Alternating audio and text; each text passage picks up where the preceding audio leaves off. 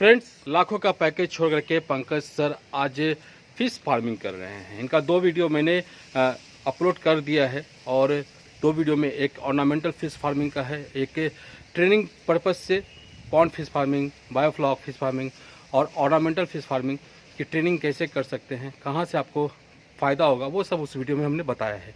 अभी हम बात करते हैं कि बायोफ्लॉक के सिस्टम से जो फिश फार्मिंग की जाती है उससे क्या प्रॉफिट होता है, किस किस प्रजाति की मछलियों के साथ बायोफ्लॉक की फिश फार्मिंग करना अच्छा रहता है और जो पॉन्ड फिश फार्मिंग है वो और ये कितना भिन्न है लागत के हिसाब से और कल्चर के हिसाब से। पंकज सर, आपका एक बार फिर से स्वागत है हमारे यूट्यूब चैनल पर। Welcome sir, good afternoon. Good afternoon sir. Sir, आपसे हम लगातार पिछले 2 वीडियो में बात कर रहे हैं और आपको फिश फार्मिंग का काफ़ी अच्छा आइडिया है।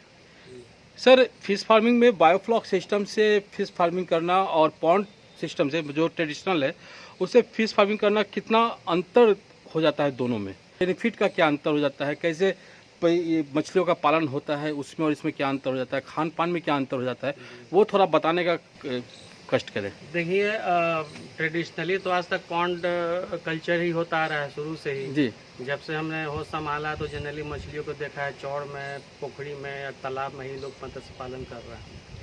तो चीज़ें धीरे धीरे चेंज हुई है, उसमें भी काफ़ी बदलाव आया हुआ है। पहले लोग ताज़ा जीरा लाकर डालते थे, तालाब में छोड़ देते थे, 8 महीना 10 महीना के बाद एक बार निकालते थे, पता चला 10,000 बीज डाला तो उसमें से 6,000 ही निकला। जी।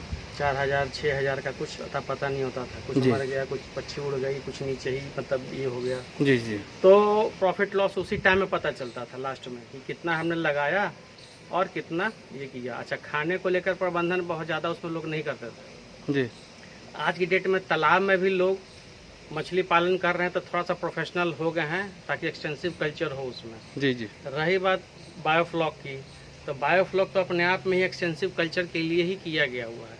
एक आर्टिफिशियल कंट्रोल इन्वायरमेंट में आप मछली को पाल रहे हैं, वो भी बहुत ज़्यादा मात्रा में। तो जनरली जिसके पास तालाब के लिए ज़मीन नहीं हो, सुविधा नहीं हो, कम ज़मीन हो, उनके लिए बायोफ्लॉक सबसे बेटर है, आप उसको कर सकते हैं। हाँ, जानकारी होनी चाहिए। जैसा कि आपने मेरे पॉन्ड में देखा कि नेचुरली पॉन्ड जो भी है लेकिन उसमें हमने एरिएशन भी लगाया हुआ है। जी जी जी। तो एरिएशन लगाने से ये फ़ायदा होगा कि उसमें ऑक्सीजन की मात्रा ज़्यादा रहेगी। तो एक नॉर्मल नंबर ऑफ़ फिशेस जो उसमें हम डालेंगे उससे हम ज़्यादा डाल सकते हैं उसमें, ताकि एक्स्ट्रा हम उसमें ऑक्सीजन भी डाल रहे हैं, वो सपोर्टेड रहेगा।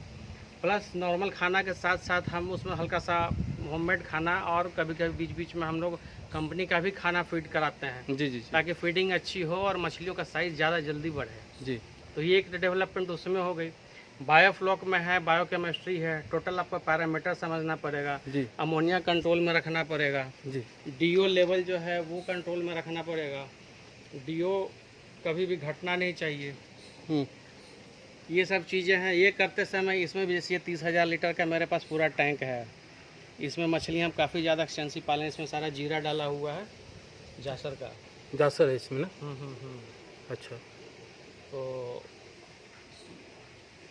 काफ़ी ज़्यादा इसमें नंबर में डाला हुआ है और इसका हम इसमें अपना डेली पैरामीटर चेंज करते हैं। फ्लॉक डेवलप कर गया है पानी में, जो ये फ्लॉक इनके लिए काफ़ी बेटर होता है। सारे एरिएशन पाइप इसमें डाला हुआ है, क्योंकि अभी भी इनको थोड़ा सा मेडिसिन इसमें डाला, छिड़काव किया, इसलिए भी एरिएशन इसको ही करके थोड़ा देर में एरिएशन खोलेंगे हम लोग। तो सर, ये जो इसका मार्केट है जासर का, अभी वो कहाँ है? मतलब लोग यहाँ पे खुद आते हैं या आपको जाना पड़ता है? और जासर के अलावा और कौन कौन सी मछलियाँ आप अभी रखते हैं? मेरे पास जासर है, जासर के अलावा मेरे पास कवई है।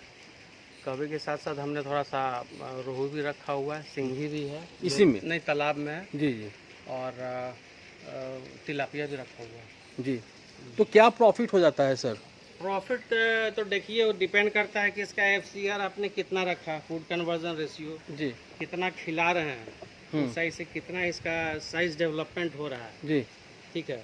और वो किस प्राइस का दाना आप लाकर दे रहे हैं, उसको प्राइस को कम करने के लिए आपने होममेड कुछ बनाया हुआ है, सेल्फ मेड बनाया हुआ है जी। वो कितना इस्तेमाल करते हुए आप पैरामीटर को संभाल रहे हैं, तो आपका प्राइसिंग उससे भी घटेगा, कॉस्टिंग उससे भी घटता है। सर, मैनुअली कल्चर का 1 महीने का क्या ये है वो थोड़ा बताएंगे। एक सवाल किया गया था मेरे चैनल पे कि मैनुअली कल्चर का क्या है प्रोसेस है। देखिए कल्चर मतलब क्या, कल्चर में मैनुअली अगर आप बोले तो किस चीज़ का है, जैसे कि फीड मैनेजमेंट का है जी मेडिसिन का है जी। कि बाकी और सारा इसमें जो इनपुट होता है उसके बारे में है। तो सर उन्होंने सिर्फ मैनुअली कल्चर के बारे में बोला है, तो कल्चर में अगर ओवरऑल लेकर देखें तो आप ये डिपेंड कीजिए कि एवरेज इसमें खाना कितना डाल रहे हैं पूरे महीने का, जी कितने किलो लग रहा है, जी उसका प्राइसिंग क्या है, जी मेडिसिन कितना इस्तेमाल की ज़रूरत पड़ रही है जी मैनेज करते हुए, जी ठीक है, वो डिपेंड करेगा। प्लस प्रोबायोटिक अगर इसमें कुछ यूज़ कर रहे हैं तो उसका कितना कॉस्टिंग आ रहा है। ये कितने mm का दाना है? 4 mm का दाना है। ये 4 mm का दाना है। और मछलियों का साइज देख लीजिए।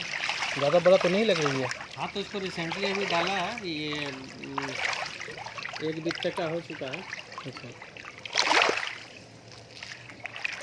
पंकज सर, एक चीज़ और बताइए कि ये जो आप कर रहे हैं, फिश फार्मिंग कर रहे हैं, तो इसका जो कल्चर करते हैं, तो ये मछलियों को बेचने के लिए आपको बाज़ार में जाना पड़ता है या फिर बाज़ार खुद आपके पास आता है? हम दोनों करते हैं, बाज़ार को भी बुला लेते हैं हाँ। और बाज़ार में जाना भी पड़ता है। ये डबल वे है, आप छोड़ नहीं सकते, आपको मार्केट से कनेक्टेड रहना पड़ेगा एनी टाइम। अच्छा और जो जासर हमारे पास है ये तो रनिंग आइटम है। जी तो रनिंग आइटम है तो हमारे आसपास का जो लोकल हाट होते हैं, लोकल मछली वाले होते हैं, इवन के गांव के आसपास के ही लोग आके ले जाते हैं यहाँ पे। जी जी। और बाकी जो रह गया, चूँकि फुल टैंक में जब प्रोडक्शन में एक साथ हो जाता है बाकी सारी मछलियों का, तो हम लोकल बाज़ार समिति से कांटेक्ट करते हैं, वो लोग आके उठा के ले जाते हैं। उठा कर ले जाते हैं। जी तो क्या प्रॉफिट हो जाता है सर? ये तो एक बहुत मेन, तो लोग उसी के लिए काम कर रहे हैं। प्रॉफिट तो हो ही जाता है, वो तो रेशियो आपको निकालना पड़ेगा ना। मैंने बोला ना कि अगर मैं फॉर एग्जांपल मैंने 1 बोरे में कल्चर किया, आपका 1.5 बोरा लगा, FCR मैनेज नहीं किया, आपका FCR ज़्यादा अगर हो गया तो कॉस्टिंग उसी में घट बढ़ जाएगी। जी जी। तो profit totally depend individual to individual करेगा। इंडिविजुअल हाँ, करेंगे। लेकिन ये है कि शुरू में शायद आपको ज़्यादा लग जाए, but due course of time में जैसे जैसे आपका कल्चर निकलेगा, आप सब कुछ समझते जानते जाइएगा कि क्या खाना देना, क्या करना। एकदम स्ट्रिक्ट रहिए खाना देने में, उसका साइज़ बढ़े, कितने ग्राम का हो तो कितना उसका भोजन होता है। जैसे जैसे साइज़ बढ़ता है भोजन का कम किया जाता है, लेकिन उसके वजन के रेशियो के हिसाब से। जी। तो ये सब पैरामीटर पे आप चलिएगा तो एक प्रॉपर ढंग से आपका अच्छा इनकम तो हो ही जाएगा। अच्छा इनकम हो जाएगा। जी। आप सेटिस्फाइड है सर अपने काम से? सेटिस्फाई है, अभी तो सब तो ग्रोइंग फेज में भी अभी चल ही रहा है। और सबसे बड़ी चीज़ है कि डिमांड मार्केट में है, तो नुकसान वाला बिजनेस नहीं है। हाँ, अगर कुछ गड़बड़ हो जाए, आपकी मछलियाँ मर जाएं या कुछ ऐसा हो जाए तो उसका तो कुछ कह नहीं सकते। जी। लेकिन प्रॉपर अगर सब कुछ कर दे, मार्केट में निकालना है, खाने का चीज़ है, एनी टाइम मार्केट में डिमांड में रहता है। तो ये मोर्टेलिटी जो है होता है, तो उसमें ट्रेनिंग कितना मददगार साबित होता है? ट्रेनिंग मददगार साबित होगा कि जैसे आप फीडिंग करा रहे हैं, फीडिंग कराते समय आप देखेंगे नहीं कि मछली में दाना छीट दिया और आगे बढ़ जाए। जी। उसका मूवमेंट देखिए, तैरने का मूवमेंट देखिए, खाना कितना जल्दी खा रहा है और कितना मछलियाँ एक्टिव है आपकी, आपका वाटर में DO लेवल कितना है, जी। उसका अमोनिया कितना लेवल चल रहा है, सारा पैरामीटर आपको लेके चलना पड़ेगा। अनुदान वगैरह के लिए भी आप कुछ मदद करते हैं लोगों को? अनुदान के लिए तो सरकारी विभाग में आपको कंसल्ट करना पड़ेगा। तो उसके लिए कुछ राह दिखाते हैं? हम उनको राह दिखा देते हैं कि भाई आप फलाने जगह पर जाइए, उस डिपार्टमेंट में ये लोग कंसर्न आदमी हैं, इनसे आप बात कीजिए। अगर वो अनुदान के लिए समय चल रहा होगा, उस पीरियड में अगर आप जाकर अप्लाई करते, अब तो सब ऑनलाइन हो चुका है, तो आप अप्लाई करेंगे, सारा अहर्ताएँ आप पूरा कर रहे हैं, तो ऑब्वियसली आपको ज़रूर मिलेगा। सर एक चीज़ बताइए कि जो ट्रेनिंग आप देते हैं, वो ट्रेनिंग में आप खुद देते हैं या फिर बाहर से कोई फैकल्टीज़ भी बुलाते हैं आप? देखिए, मैं भी देता हूँ, और जब बैच अगर अच्छा बन जाता है तो हम बाहर से भी बुला लेते हैं, दोनों काम करते हैं। तो कैसे लोग संपर्क करेंगे ट्रेनिंग के लिए आपसे? मेरा नंबर इस पर डिस्प्ले हो रहा है, नंबर से कांटेक्ट कीजिए। और जनरली मैं अपना प्लांट पे रहता हूँ, आप कॉल कीजिए। अगर कोरोना के बाद तो ऐसा हो गया कि बैच जनरली मैं बना नहीं रहा हूँ, बट बहुत ज़्यादा कंसर्न है जिनको कि चाहिए ही चाहिए ट्रेनिंग, तो वैसे लोगों को मैं इंडिविजुअली हो या 2-3 के ग्रुप हुआ उसमें ही उनको मैं बुलाकर और उनको ट्रेनिंग भेजता हूँ। ठीक है। पहले बैच बुलाता था, बट बैच अभी फ़िलहाल मैंने कोरोना के बाद से बंद किया हुआ है। ठीक है सर, बहुत बहुत धन्यवाद सर हमारे साथ जुड़ने के लिए, हमें ये महत्वपूर्ण जानकारी देने के लिए, हमारे दर्शकों को एक नया राह दिखाने के लिए। तो उम्मीद है आपको ये वीडियो अच्छा लगा होगा, जानकारी अच्छी लगी होगी, आपके मन में भी एक स्वरोजगार की भावना ज़रूर आई होगी। हम आपको लगातार बिहार में रोजगार के अवसर के बारे में बताते रहते हैं। अगर वीडियो अच्छा लगा हो तो लाइक कीजिए, शेयर कीजिए, सब्सक्राइब कीजिए हमारे चैनल को, ताकि हर अपडेट आपको समय पर मिलती रहे। बिहार के विकास की तस्वीर और बिहार में रोजगार के अवसर की तस्वीर आप तक पहुंचती रहे, उसके लिए बेल आइकन को ज़रूर दबाइएगा। सब्सक्राइब करने के बाद हम फिर मिलेंगे किसी और नए अपडेट के साथ। तब तक इंद्रसेन का प्यार व नमस्कार। जय भारत, जय बिहार।